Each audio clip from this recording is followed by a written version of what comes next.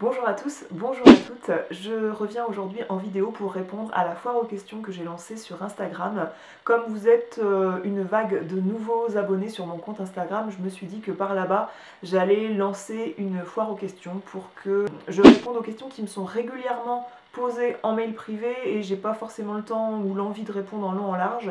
Et là je me suis dit pose-toi quelques minutes pour répondre à toutes les questions qui te sont posées. J'ai posté une demande de foire aux questions via un post Instagram et aussi via la boîte à questions, ce qui me permet de recevoir les questions en privé. Et du coup, vous avez été un petit peu timide parce que j'ai reçu davantage de questions par ce biais-là que par le biais de commentaires publics.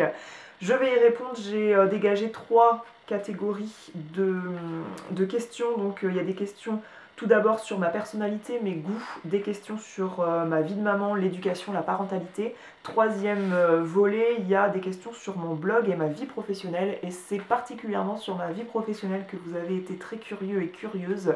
Apparemment, savoir comment je gagne ma vie, ça vous intrigue.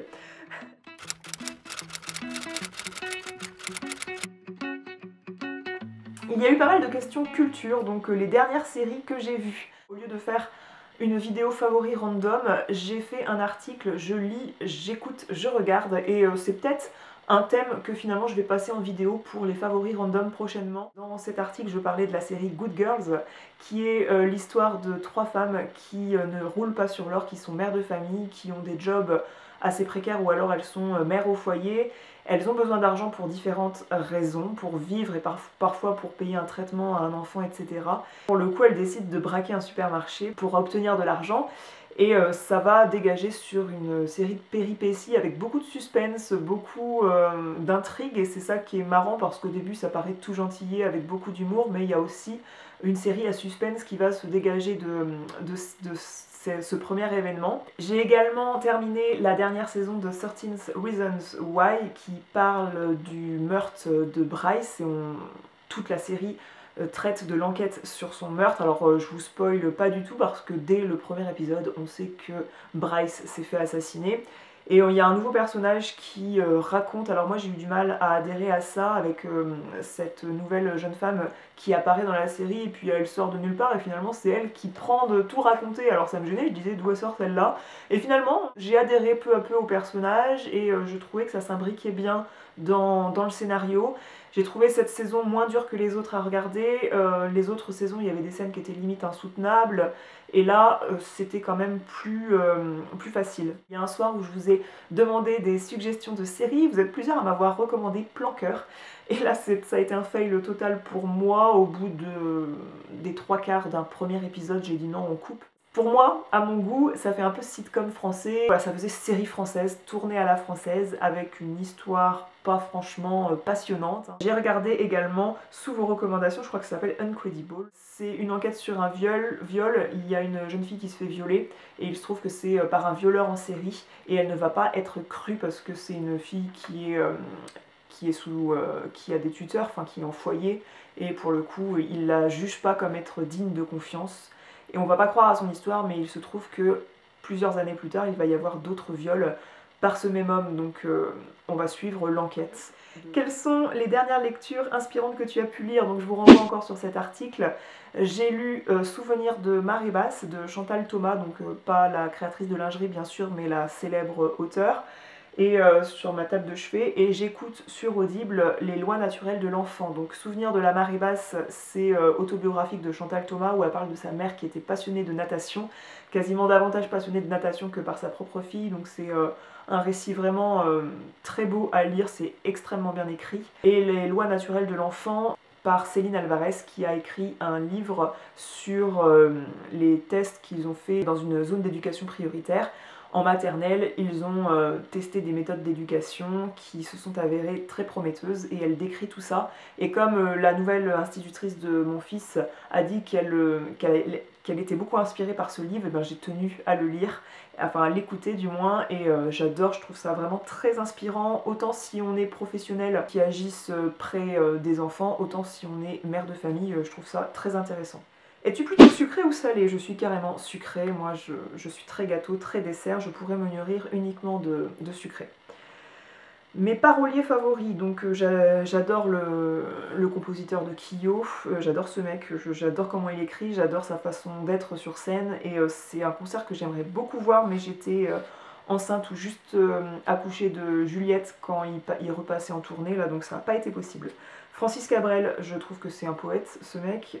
Damien Saez, on en parle bien trop peu, mais il a des chansons tellement magnifiques. Dans la playlist que je vous ai partagée sur mon dernier article Je lis, j'écoute, je regarde, il y a quelques titres de Damien Saez que j'aime beaucoup. Et les Cowboys Fringants, c'est un groupe québécois qui a un accent québécois et la musique est canon. J'ai été à un concert, c'est un des meilleurs concerts de ma vie que j'ai fait à Nantes. Es-tu heureuse? Qu'est-ce qui te manque pour être totalement heureuse si tu ne l'es pas totalement? Alors je dirais que je suis heureuse dans le sens où je ne suis pas malheureuse.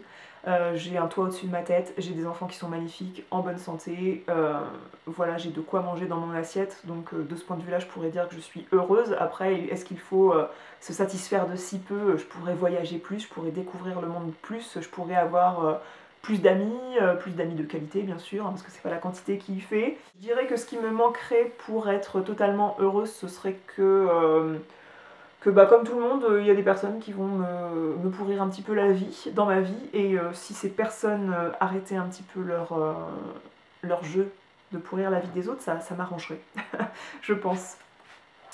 Et on dit que l'argent ne fait pas le bonheur, mais il contribue, mais peut-être que, voilà, je serais peut-être un peu plus heureuse si je pouvais partir en voyage sans compter les sous sur mon compte. As-tu un projet loisir créatif à venir? Je pensais aux vidéos que tu as faites pour Noël. Est-ce qu'il y en a d'autres à venir pour ce Noël-ci? Alors, les vidéos dont cette personne parle, j'avais fait une vidéo sur les emballages cadeaux personnalisés pour Noël. J'adore personnaliser les emballages cadeaux pour les enfants, notamment, c'est là que c'est rigolo. Et j'aime bien faire des cartes personnalisées pour souhaiter mes vœux à la famille, aux amis. Donc j'avais fait 2 vidéos de ce type-là. Là, j'ai un projet de loisir créatif, il faut vraiment que je me magne les fesses parce que j'aimerais bien faire un calendrier de l'Avent pour mon fils. Pourquoi pas pour ma fille, mais je saurais pas trop quoi mettre dedans. Déjà, mon fils, je veux pas mettre que des chocolats dedans, je veux créer un calendrier de l'Avent en mettant par exemple, tiens, bon pour aller au ciné avec maman, tiens, mettre une petite babiole, un petit personnage qu'il aimerait bien, pas seulement des chocolats dans ce calendrier de l'Avent. Juliette, je pourrais peut-être mettre des personnages, mais c'est pas trop son truc encore. Je sais pas, faut que je me penche sur la question et je sais pas si je passerai ça en vidéo. Quelles sont mes envies mode du moment? Et j'ai 2 envies alors qui ont un budget plus conséquent, c'est pour ça que ça reste des envies et que je suis pas passée à l'achat.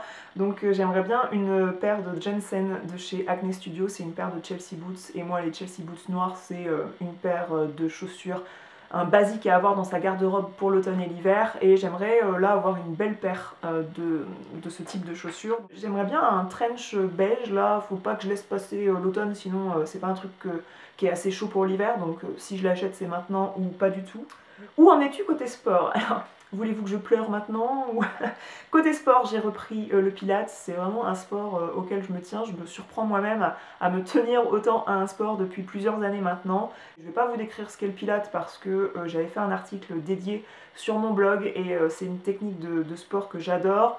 J'aime beaucoup la prof de pilates avec laquelle je pratique depuis plusieurs années. Et j'ai du mal quand même à mener une autre activité sportive. Alors à partir du mois d'avril 2019 où j'avais décidé de vraiment me mettre au sport jusqu'à l'été, eh bien je me suis bien mise au sport. Je courais, je faisais du vélo, j'allais à la piscine. Et l'été est arrivé avec un mode de garde très diminué et du coup j'ai pas pu prendre beaucoup de temps pour moi. Là le soleil se lève tard, il se couche tôt et j'ai du mal à mettre du sport dans ma vie. Alors j'ai des appareils de sport à la maison, il faut vraiment que je me mette à remonter dessus. Parce que ouais, je le vois côté morphologie, côté poids, c'est pas au summum de ce que je voudrais là. Sors-tu beaucoup? Alors j'ai trouvé la question intéressante parce que c'est une question sur mon mode de vie. Est-ce que je sors beaucoup? Pas du tout. On voit pas grand monde en fait, j'ai des amis sincères, j'ai un petit cercle d'amis. Si on se voit entre amis, en fait, je vais aller chez eux, ils vont venir chez nous. On va faire des jeux de société, pourquoi pas, on va picoler à la maison, on va pas picoler en boîte, ça coûte bien trop cher. Ça arrive qu'on se réunisse au restaurant avec des amis, mais c'est plus rare. Voilà, je sors pas beaucoup le soir pour danser ou quoi, c'est pas trop mon mode de vie. Il est bien loin le temps où j'allais clubber all around the world pour picoler tout ça. Hein, la vie étudiante est loin, je me sens vieille en disant ça. As-tu un voyage prévu? J'aimerais mettre de l'argent de côté pour faire un beau voyage en Écosse. J'aimerais bien partir 8 bons jours pour faire le tour de tous les points que je veux visiter. Alors très influencée par la série Outlander et par beaucoup de blogueuses qui ont fait le tour de l'Écosse en voulant voir ces scènes de films, et notamment aussi beaucoup de scènes d'Harry Potter sont tournées en Écosse. Mais ouais, l'ambiance de l'Écosse, j'aimerais beaucoup voir ça. Et la question se pose de est-ce que je fais ça avec mes enfants, et de toute façon, si je veux faire ça sans mes enfants, je pourrai jamais, parce que personne ne peut me garder mes enfants pendant 8-10 jours. Donc c'est réglé, il faut que je prévoie ça avec mes 2 enfants. Vous avez fait un article sur mon blog en 2018 où on a fait un séjour à Center Park, et j'aimerais, comme Juliette là en mars, avril, mai, elle aura quasiment 2 ans, j'aimerais bien repartir à Center Park. Donc ça c'est pas un voyage, mais c'est un week-end, un séjour sympa en famille à faire, à refaire.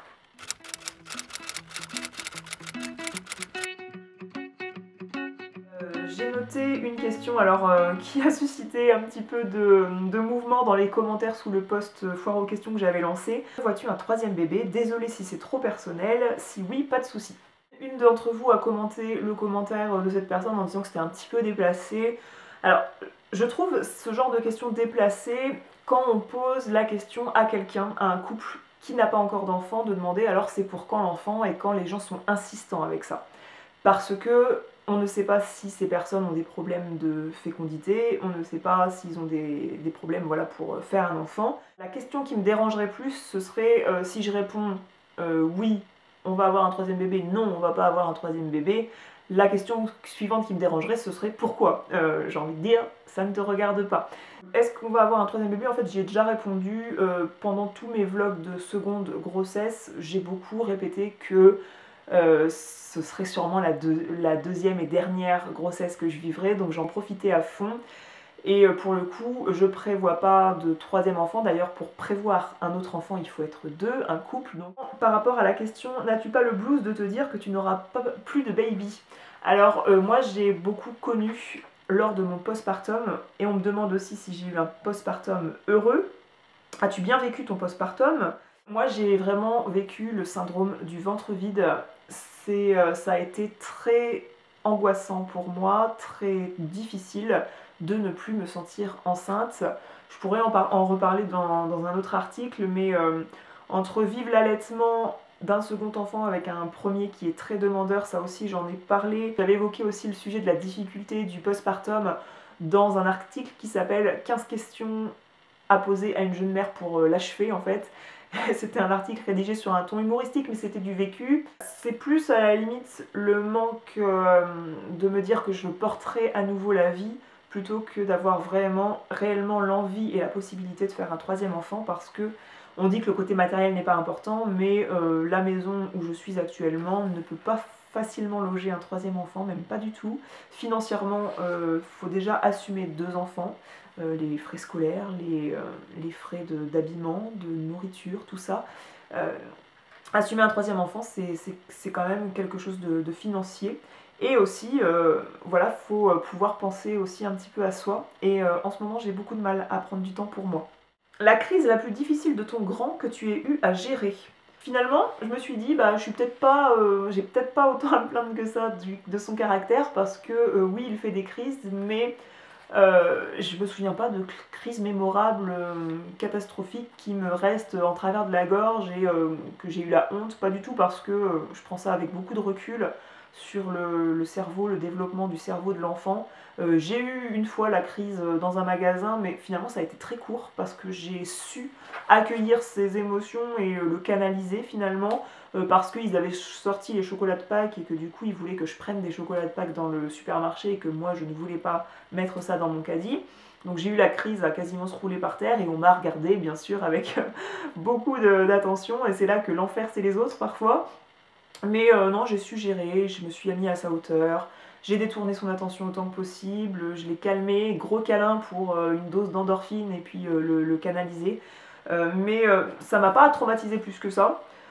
Le passage au lit de grand aussi parce qu'il demandait à ce que je lui fasse un câlin allongé dans le lit et du coup il voulait vraiment que je m'endorme avec lui dans son lit. Et moi comme je suis quelqu'un qui dès qu'elle s'allonge je ferme les yeux et je m'endors, je m'endormais avant lui parfois et je me réveillais à 11h. Puis j'avais rien fait de ma soirée, ça m'énervait. Et puis finalement c'est vite passé en fait. Je suis contente finalement d'avoir accueilli la chose avec bienveillance comme ça plutôt que toutes les recommandations que j'ai eues, faut être ferme, machin, bah ouais, il avait 2 ans quoi, donc ça s'est pas mal passé finalement et c'était dur un petit peu sur le moment, mais pas si compliqué que ça. J'ai pas recopié toutes les questions, donc je vais lire les imprimés écran sur mon téléphone. Comment ton fils a-t-il réagi à l'arrivée de ta petite Juliette? J'espère que je ne me trompe pas de prénom, non non. Et comment as-tu géré ce moment pour éviter la jalousie? Par exemple, est-ce que tout s'est bien passé ou y a-t-il eu des moments de tension? Merci pour ta réponse. Est-ce que Pierre a été jaloux?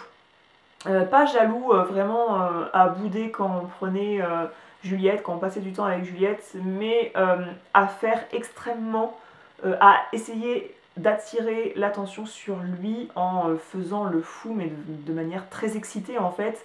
Et je me suis retrouvée à être en train de pleurer parce que j'étais dans le canapé en train de donner le sein à Juliette et lui il sautait sur le canapé à côté parce que il voulait que je m'occupe de lui, en fait c'était sa façon de montrer qu'il était là. Et c'est ça qui a été très difficile en fait chez moi et même encore aujourd'hui où il y a mes grands-parents qui vont venir, ils vont être en train de faire gousi gousi, gazou gazou à Juliette et puis Pierre va dire bah vous allez pas lui dire bonjour pendant un quart d'heure quand même. Voilà, il a envie aussi d'avoir sa part d'attention et c'est normal et ça a été difficile à gérer de par le côté excitation en fait, le côté très enfant à canaliser quoi un petit peu et aussi bien sûr que bah, on a tendance à dire que l'amour ne se divise pas et se multiplie, mais c'est pas le cas du temps. En fait, j'ai pensé aux questions de la part d'une d'entre vous. Merci pour tes réponses, tes partages. Je te suis depuis longtemps et j'adore tes vidéos. Comment fais-tu pour consacrer du temps à chacun de tes enfants? Comment t'organises-tu au quotidien? Des astuces à partager? Alors, j'ai pas d'astuces à partager. Je pense que si vraiment je voulais partager des astuces pour m'organiser au quotidien, j'en ferais une vidéo à part entière parce que là, ça pourrait durer des heures. Et comment on consacre du temps à chacun de ses enfants? Bah, j'ai envie de dire qu'il faut avoir du soutien quand même de l'entourage. Il y a Christelle qui a fait une vidéo sur le postpartum où elle parle de tout ce qui est difficile dans le postpartum et dont on ne parle pas et je la rejoins totalement.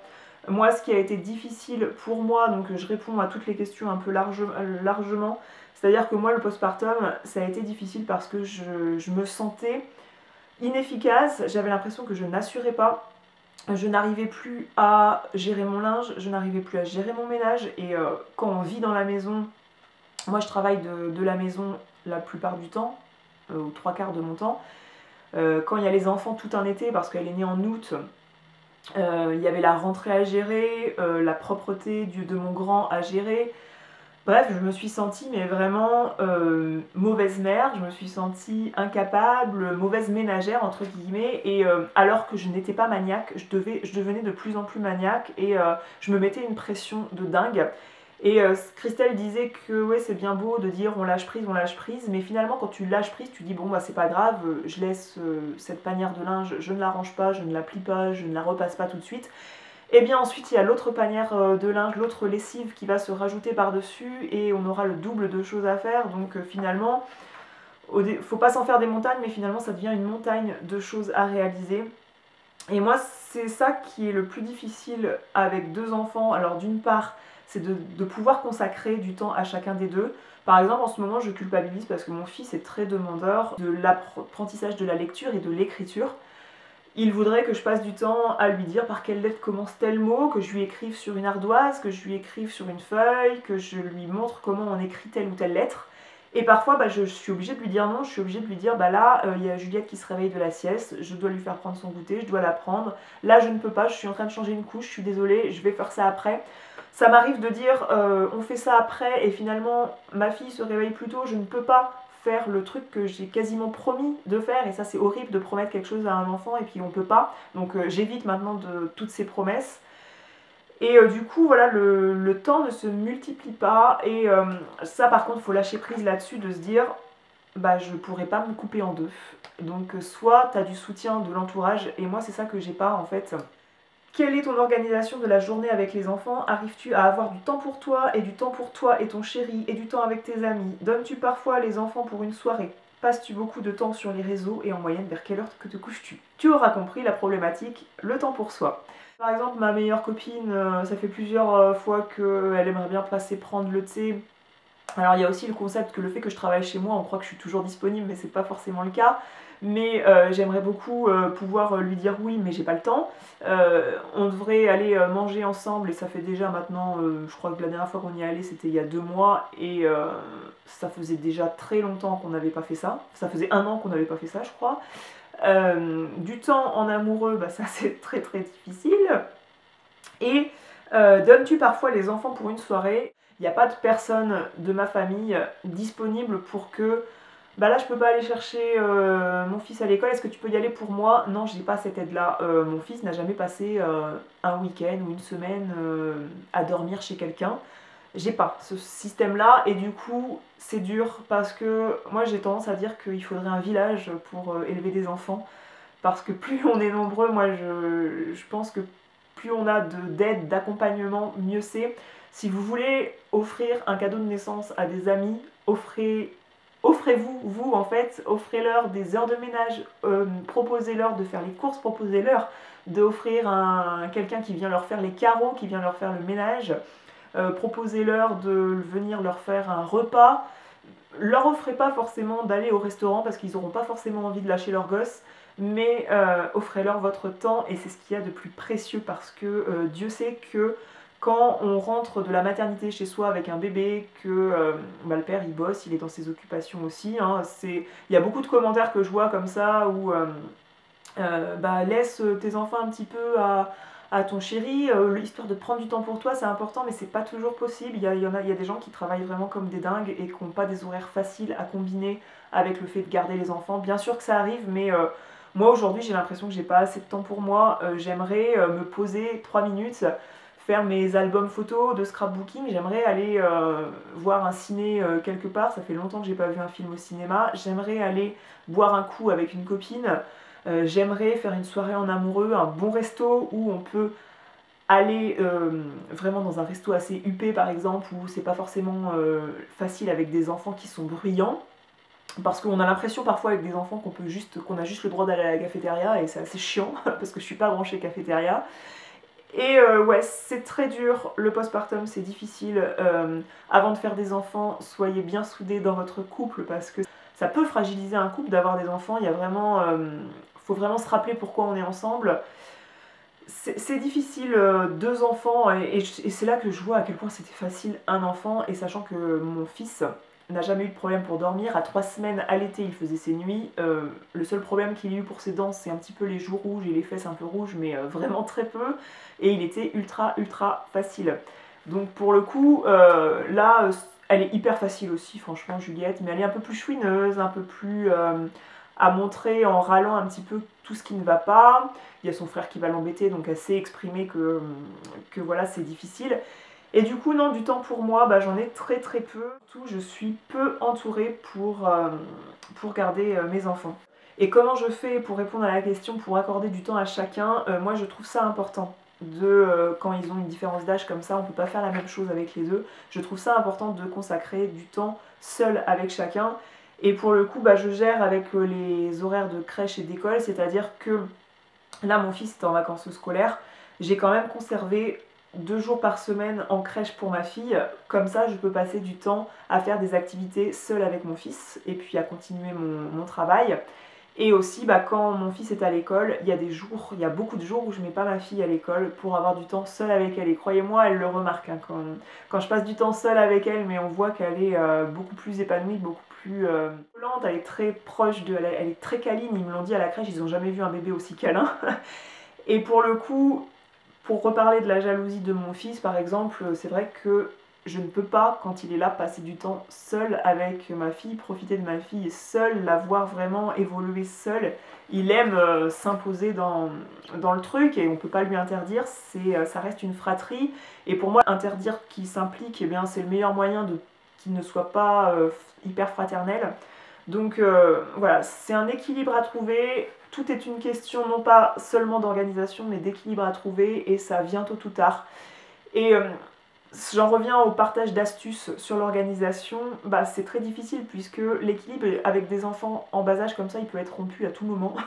Ça peut partir en sucette dès le matin et voilà, tout ce que vous aviez organisé, bah, c'est tout foutu et c'est comme ça. Donc avoir 2 enfants, ça te demande de décupler une énergie folle et cette énergie tu l'as pas tout le temps selon ta vie de femme, selon ton syndrome prémenstruel, selon ta journée de merde que tu as passée, selon les mauvaises nouvelles qui arrivent, selon ton boulot, selon en ce moment voilà, les problèmes que tu peux avoir.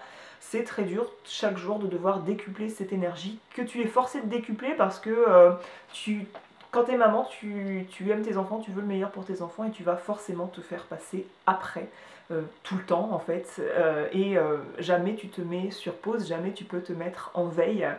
Et c'est ça qui est dur en fait, et c'est ça qui est très prenant, et qu'à un moment tu peux avoir un burn-out quoi, parce que c'est franchement super physique quoi. Je pense que j'ai été salariée cadre ou voilà, cadre forfait jour, je faisais des journées 7h30, 19h et je pense que j'ai l'impression que c'était moins fatigant ou alors je vieillis hein, parce que j'ai passé la trentaine, mais voilà, c'est chaud quoi. Enfin moi je sais que si j'ai mes enfants à la maison, je ne vais pas faire pipi tranquille, c'est clair.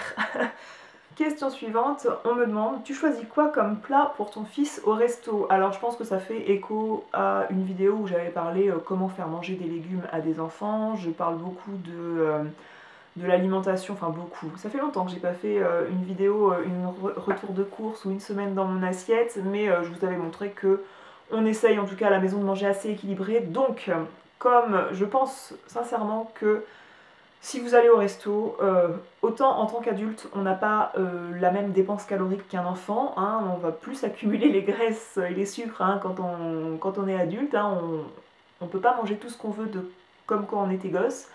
Donc autant en tant qu'adulte, il faut toujours essayer de prendre une bonne part de salade minimum et toujours une bonne part de légumes dans son assiette au restaurant. Mais les enfants, faut leur lâcher la grappe quoi. Moi mes enfants, Pierre, parce que Juliette elle mange un plat que je rapporte au restaurant, mais Pierre je le laisse choisir déjà parmi les plats du menu enfant proposé et qu'il prenne des frites s'il a envie de prendre des frites parce que à la maison on mange pas toujours des frites, à la maison on mange beaucoup de légumes, donc si c'est équilibré à la maison au quotidien, la majeure partie du temps, comme on n'est pas tous les 4 matins au restaurant, bah, au restaurant il n'y a pas de souci pour qu'il mange un steak frites et puis voilà, on mangera équilibré à la maison le repas suivant. Pourrais-tu nous parler de ton avis sur la parentalité positive et aussi sur l'IEF, instruction en famille? Alors oui, je vais répondre à la question vraiment basiquement. Oui, je pourrais en parler de la parentalité positive, comment je me sens par rapport à tout ça, et sur l'instruction en famille. Pas de souci, j'en parlerai. Et du coup, je vais pas répondre dans cette vidéo parce que c'est un sujet mais vraiment très long. Déjà que là sur le postpartum, j'ai pas mal débordé.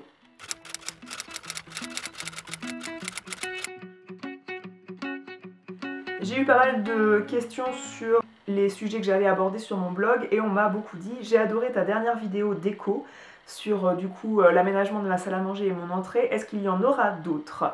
Alors oui, dans la mesure où j'ai un nombre de pièces assez restreint dans ma maison, j'habite pas dans un château donc je vais pas vous montrer l'aménagement de la salle de conférence, de la salle de dîner et de la salle de cinéma bien sûr, hein, mais vous allez voir prochainement l'aménagement de mon bureau. Feras-tu des vidéos zéro déchet?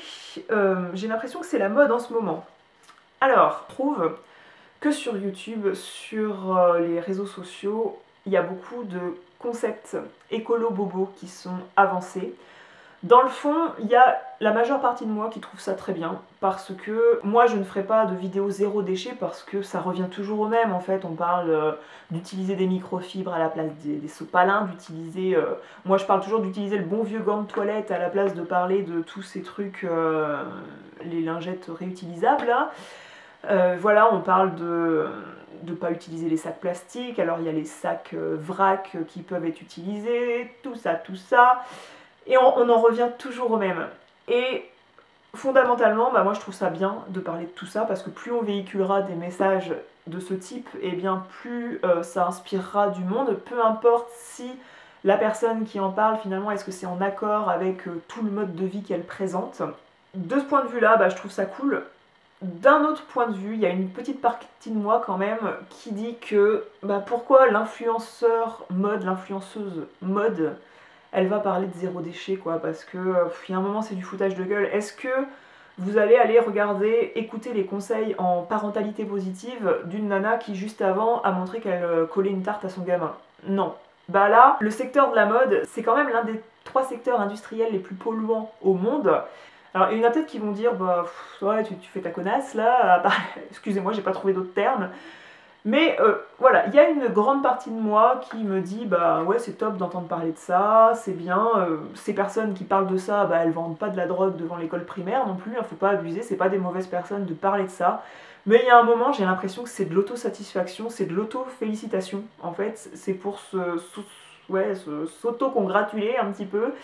Voilà, je trouve ça très cool les vidéos zéro déchet, 99% de moi je trouve ça super de véhiculer des tels messages, et il y a quand même 1% de moi qui a un regard critique sur la chose, ça doit être mon esprit scientifique qui ressort, qui dit bah faut pas se foutre de la gueule du monde non plus, hein, mais voilà, j'en ferai pas forcément, c'est possible que je vous parle, que je vous fasse une nouvelle vidéo sur des objets utiles et il se trouvera que ce sont des idées zéro déchet par la même occasion. Est-ce que ça te manque Stella & Dot? Bah bien sûr que ça me manque parce que c'était vraiment un job que je faisais avec passion et surtout c'était mon job, c'était ma fonction principale, c'était ma source de revenus, donc évidemment que ça me manque quoi.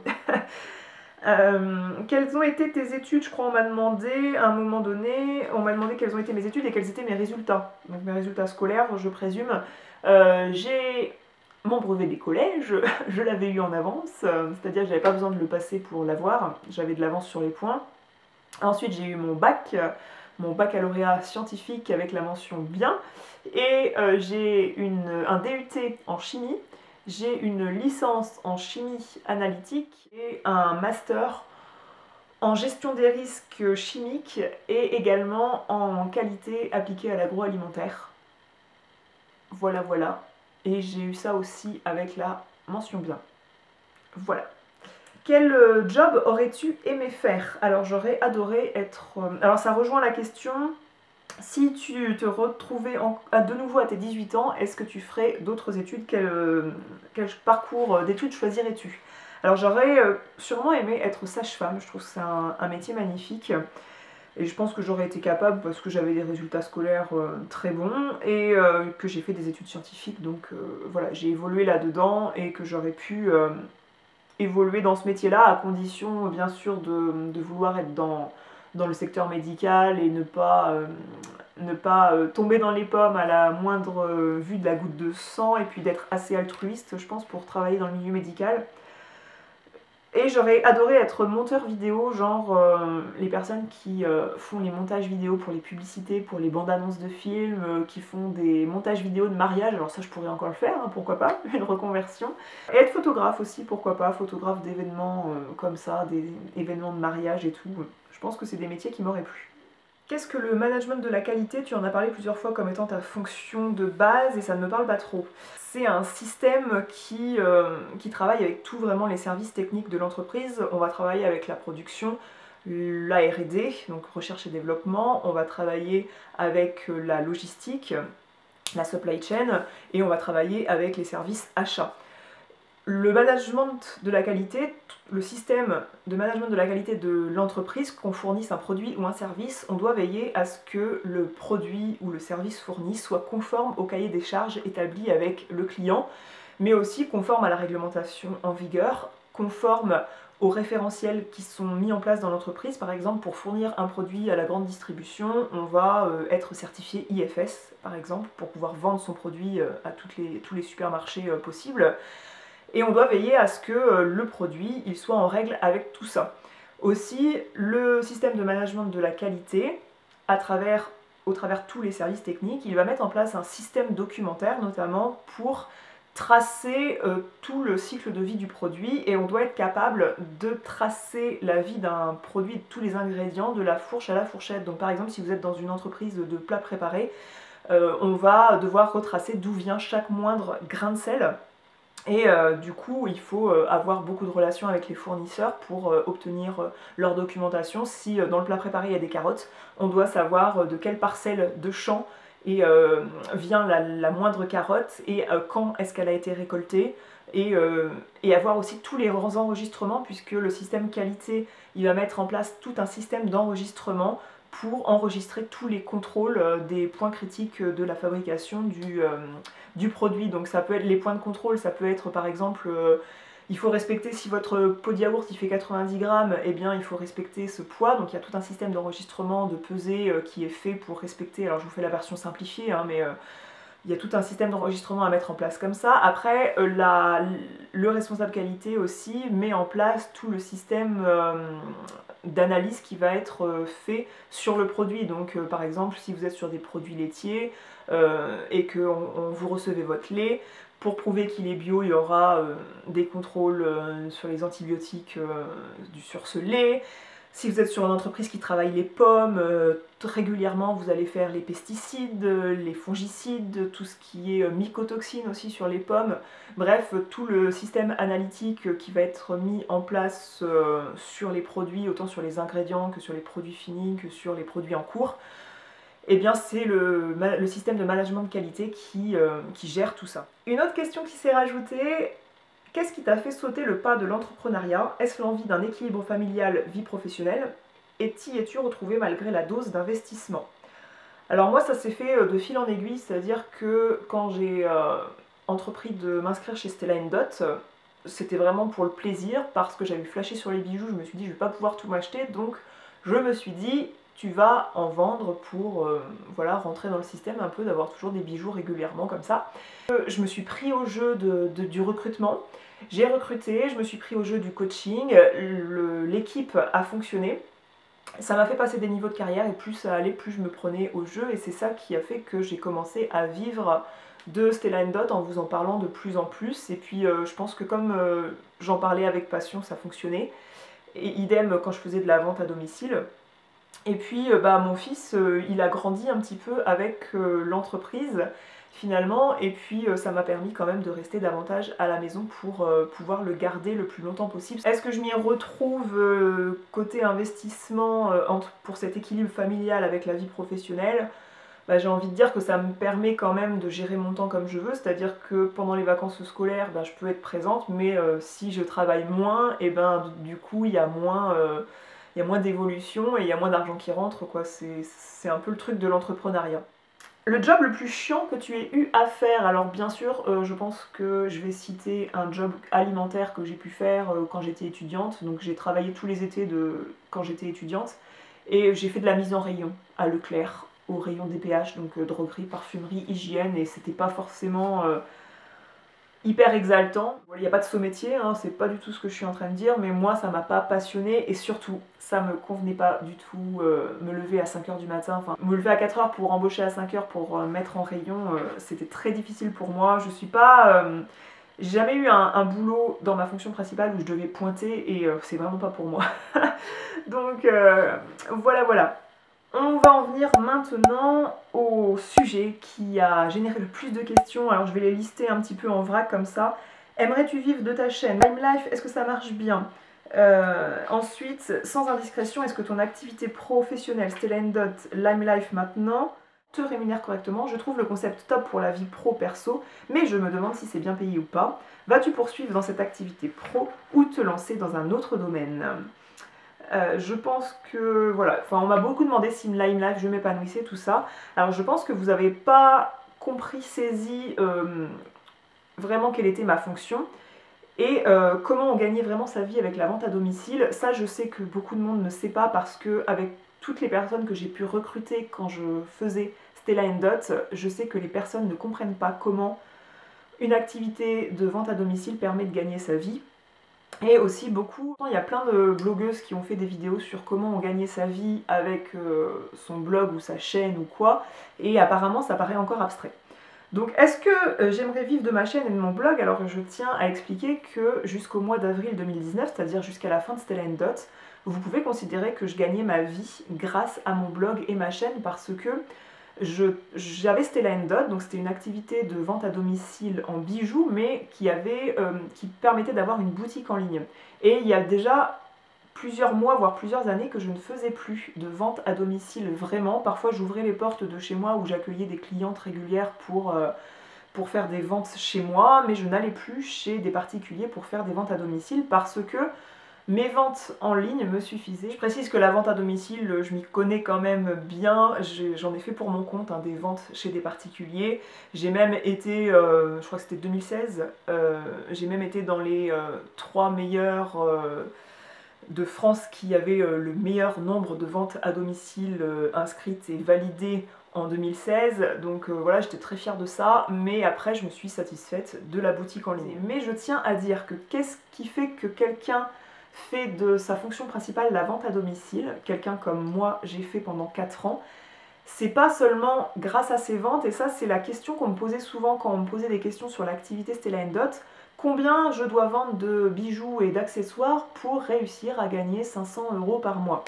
Ça fonctionne pas comme ça. La plupart des personnes qui gagnent minimum 500 € par mois ou qui font de la vente à domicile leur fonction principale, et ça c'est vrai dans n'importe quelle marque de vente à domicile, c'est que ces gens-là, donc comme moi, ils forment une équipe. Et moi, le travail que j'ai perdu, c'est pas forcément ma boutique en ligne et de faire connaître la marque, parce que ça, la marque, elle s'est barrée en 3 mois de temps, donc en janvier, ils nous ont annoncé qu'en avril, ils quitteraient le marché européen. Donc ça m'a foutu les boules et j'ai perdu mon job, j'ai perdu l'objet que je vendais. Mais c'est pas ça le plus dur. Le plus dur, c'est que depuis mes débuts chez Stella Dot, il y avait plus de 80 personnes, donc même des personnes qui étaient parties et tout. J'ai recruté près de 80 personnes et via en fait l'influence, en fait via ma chaîne, en fait vous êtes plusieurs à avoir signé chez Stella Dot dans mon équipe. Et jamais ça m'était arrivé en fait par exemple de recruter quelqu'un en vente à domicile physiquement. Donc mon blog, le fait d'avoir un blog et le fait d'avoir une chaîne YouTube, ça permettait de faire tourner ma boutique en ligne.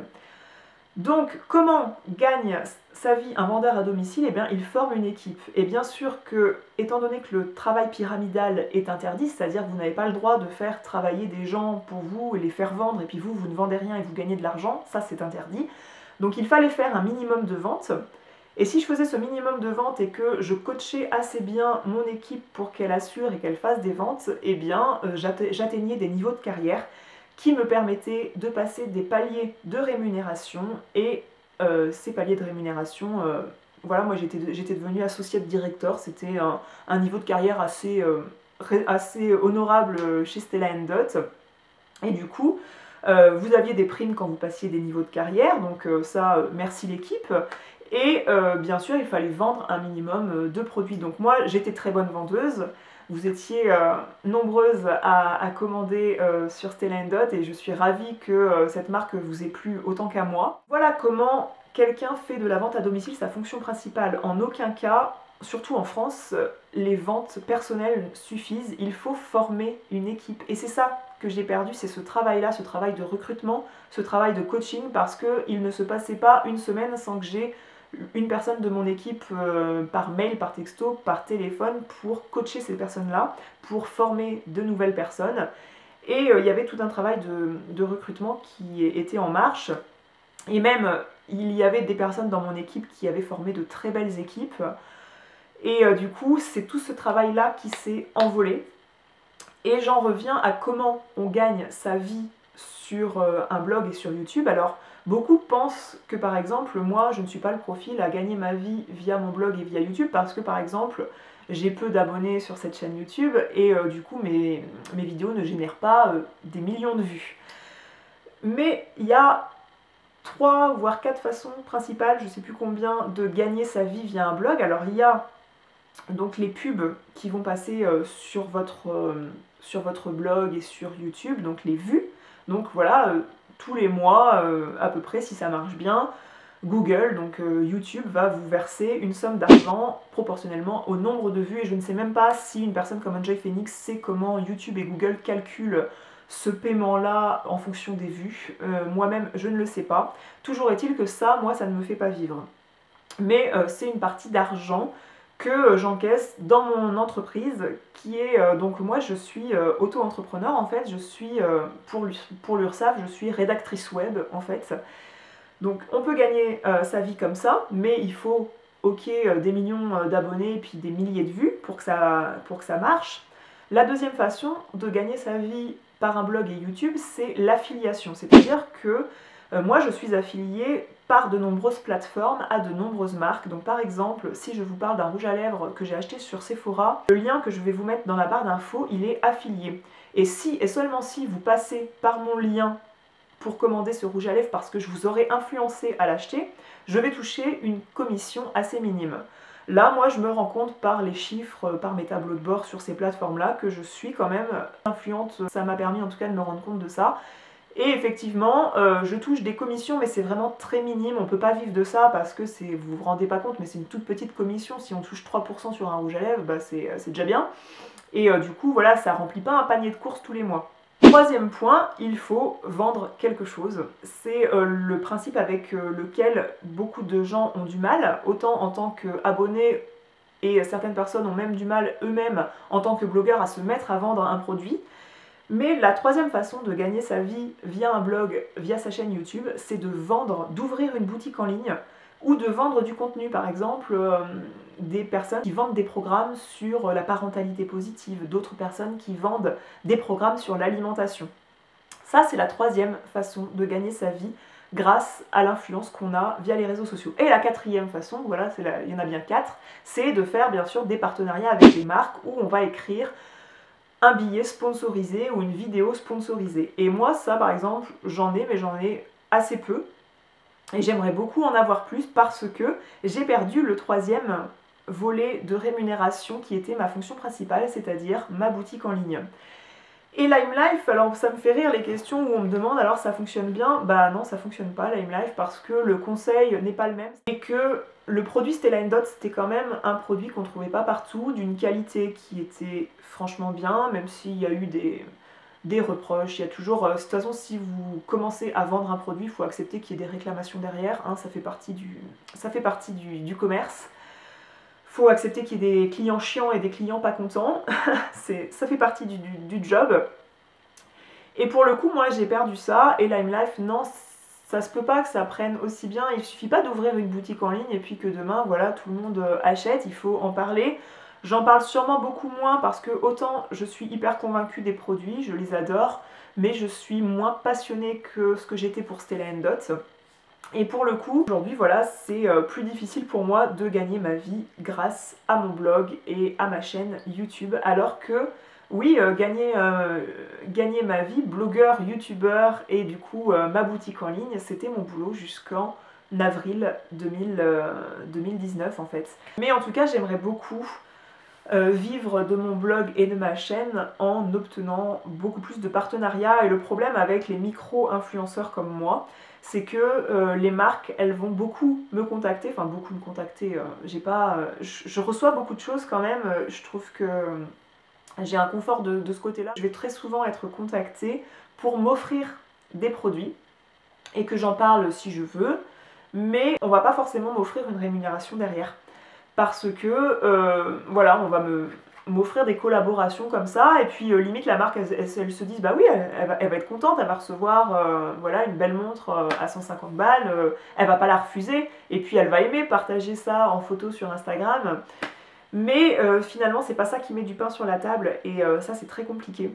Il faut savoir aussi que si j'ai un partenariat sponsorisé, faut savoir que la personne qui aura le même partenariat sponsorisé, une blogueuse qui va avoir 3 fois plus d'abonnés que moi, eh bien elle va avoir peut-être un paiement différent, et la personne qui a 2 fois moins d'abonnés que moi va encore avoir un partenariat différent. Et la personne qui a 2 fois moins d'abonnés que moi mais 3 fois plus de vues, eh bien elle va aussi avoir une rémunération différente parce qu'il y a aussi une négociation qui se fait entre la marque et le créateur de contenu.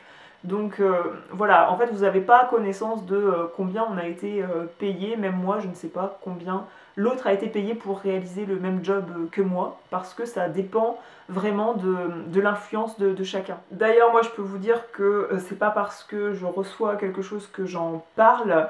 D'ailleurs, moi je m'évite les choses au point quand on me contacte. Imaginons on me contacte pour m'offrir quelque chose qui coûte 35 balles et qu'on me dit bah pendant 6 mois tu postes une photo chaque mois et t'en parles chaque mois en story Instagram. Ouais, pour 35 balles, faut aussi que, que je passe l'aspirateur chez vous ou quoi. Non mais voilà, il y a un moment où il faut remettre un petit peu les choses au point du cadeau offert que c'est. Il y a tout un travail de démarchage. Beaucoup de blogueurs disent bah, telle marque m'a contacté pour faire ça. Mais beaucoup ne disent pas que c'est eux qui ont contacté la marque pour obtenir le partenariat. Et ça, c'est quelque chose qui prend du temps. Comme je faisais du démarchage Stella & Dot, où j'allais dans différents endroits pour savoir s'ils voulaient que j'expose mes produits, pour que je donne ma carte de visite, mes catalogues et tout, bah là c'est pareil, il faut démarcher des marques parfois pour obtenir des partenariats. Après, je suis pas en train de vous dire que je comprends pas pourquoi je gagne pas des dizaines de milliers d'euros grâce à mon blog ou ma chaîne, parce que je suis persuadée qu'il y a des choses, il y a des personnes qui créent du contenu beaucoup plus original et avec une image marquée beaucoup plus que moi. Je suis persuadée aussi que le fait moi-même de partager un contenu si diversifié, finalement, ça me perd un peu niveau référencement, hein, finalement. Voilà, les algorithmes sont là. Et pour le coup, moi je parle d'un peu de tout parce que je vise à parler de ma vie en fait, et finalement ça peut me perdre. Et moi je me mets en fait jusqu'au mois de décembre, pour tout vous dire, pour essayer de davantage gagner ma vie grâce à mon blog, que ce soit par l'ouverture d'une nouvelle boutique en ligne ou par la création de contenu en partenariat avec des marques. Pour cela, il faut arrêter de cracher sur des vidéos que vous voyez. Moi je me souviens avoir eu le commentaire d'une personne sur Instagram. Ok pour une nouvelle routine du soir prochainement, mais s'il te plaît, je veux pas qu'elle soit rémunérée. Écoute, toi tu vas travailler demain et puis moi j'aimerais que tu sois pas payé pour aller travailler. Voilà, faut arrêter de se voiler la face. Il y a très peu de monde qui font de la création de contenu sans avoir de l'argent derrière. Parce que ça prend du temps, parce que c'est du partage de sa propre personne. Il y en a plein qui continuent de partager sans que ce soit une vraie source de revenus, mais leur contenu du coup ne va pas être régulier parce qu'ils doivent assurer leur vrai job à côté. Et du coup ça tourne à être uniquement davantage beaucoup de vlogs en fait. Et moi c'est pas forcément quelque chose que j'ai envie de faire, seulement vlogger ma vie qui est pas follement passionnante. J'ai plutôt envie de partager des choses qui vous sont utiles. Et pour le coup, si j'ai pas de partenariat avec des marques, j'ai un autre projet professionnel par exemple, parce que je vois très bien que je n'arrive plus depuis le mois d'avril, du coup c'est compliqué pour moi. Et pour le coup, je vise un autre projet professionnel, et pour le coup, vous ne me verrez plus en fait. Je suis pas en train de vous faire, si vous voulez me voir, faut vous abonner ou quoi, mais c'est fatalement que si je travaillais, je vais pas me mettre à pleurer, mais... Parce que moi, mon blog, ça m'est vraiment très précieux. J'ai fait de très belles rencontres par mon blog, par YouTube. Ça m'apporte beaucoup. C'est presque une thérapie parfois de parler, d'écrire pour moi. Stella & Dot, ça a été vraiment une grosse déchirure de perdre ça. Ça me tenait vraiment à cœur comme job. Et c'est vrai que si je dois concrétiser pour gagner ma vie, pour mettre du pain sur la table, pour... veiller à ce que mes enfants aient un futur avec à manger, avec des études qui peuvent être payées, etc. Évidemment qu'il va falloir que je vise autre chose. Et donc je pourrais pas être au four et au moulin, quoi. C'est n'importe quelle personne qui travaille à temps complet vous dira comment tu fais pour bloguer. Si je travaillais à temps complet à côté, je pourrais pas faire tout ce que je fais sur la toile. Voilà, donc comme dit, je bosse à côté sur un projet qui me fera gagner de l'argent à coup sûr, un travail de salarié ou quoi. Donc j'aurai pas le choix si j'arrive pas à refaire décoller en fait mon blog et ma chaîne par les 4 sources de revenus d'un blog dont je vous ai parlé. Pour ça, il faut accepter un moment, vous en tant qu'abonné, que créateur de contenu, ça fait partie des nouveaux métiers, certes, ça fait jalouser beaucoup de monde sur le fait qu'on reçoit des trucs, tout ça. Mais c'est du taf quand même, cette création de contenu. Alors ok, j'ai envie de dire oui que les marques aujourd'hui regardent beaucoup les likes, elles regardent beaucoup les images, Instagram monte beaucoup en puissance. Et voilà, elles ne lisent plus les textes, on ne lit plus beaucoup les blogs. Et c'est dommage parce que moi j'ai commencé à bloguer pour l'amour des mots, pour mettre toutes les idées qui traversaient avec fulgurance dans ma tête. Et voilà, j'avais envie de coucher mes idées sur le clavier et pas forcément de passer uniquement par l'image. Et pour autant, voilà, j'aime beaucoup la photo, j'aime beaucoup le montage vidéo, donc je passe par là aussi. Mais voilà, il y a un équilibre à trouver. Et voilà, j'ai pas d'autre chose à ajouter si ce n'est que ça reste un métier, comme je disais, il n'y a pas de sous-métier et c'est un métier qui se respecte. Et voilà, je sais pas quel va être l'avenir, mon avenir professionnel. On me demandait aussi où je me voyais dans 5 ans, 10 ans. Alors où je me vois dans 5 ans, je me vois sûrement ici géographiquement, dans cette maison-là. Dans 10 ans, je ne sais pas. Et professionnellement, bah, je sais pas. Voilà, j'espère que j'aurai répondu à toutes vos questions. Ah oui, il y a une dernière question que j'ai trouvée très drôle. Quelle est la blague belge que tu préfères? Alors on va finir là-dessus. Est-ce que vous savez pourquoi les Belges, ils nagent toujours au fond de la piscine? Bah parce que dans le fond, ils sont pas cons. Je remercie vraiment la personne qui a lancé cette question. Ça me permet de finir sur une touche humoristique et j'adore l'humour, j'adore la dérision, vous le savez si vous me lisez sur le blog. En attendant, moi je vous retrouve dans la zone de commentaires. Bon, je pense pas que vous aurez forcément d'autres questions sur ces questions, mais j'espère que vous aurez apprécié ma transparence avec vous dans cette vidéo.